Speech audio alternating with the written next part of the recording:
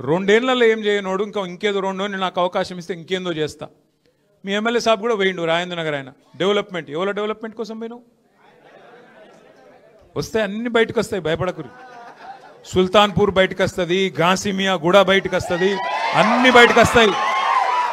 ఎవరికి ఏం తెలియకుంటే ఏం లేము, అందరికి అన్ని తెలుసు. ప్రభుత్వం మళ్ళీ 2 ఏళ్లలో వస్తుంది. ఎవరోళ్ళని ఏం చేయాలనో, ఎవరోళ్ళ సంగతి ఎట్లెట్లా తీయాలనో, ఎవరోళ్ళ బెండ్ ఎట్లెట్లా తీయాలనో తీసే బాధ్యత మాది. ఇదివరకు లెక్క ఉండదు.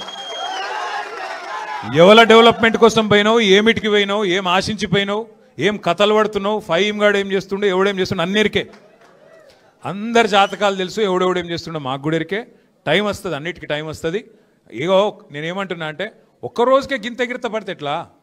ఒక్కరోజుకే ఒక్కసారి గవర్నమెంట్ రాగానే అడిమారి గుడి దెబ్బల గింత ఆగమవుతారు. సుత్తం పైన దేవుడు ఉన్నాడు, కింద ప్రజలు ఉన్నారు. మీరు తలుసుకుంటే ఎంత పెద్ద పోటుగాడైనా ఎక్కడికి పోవాలన్నా గాడికే పోతాడు.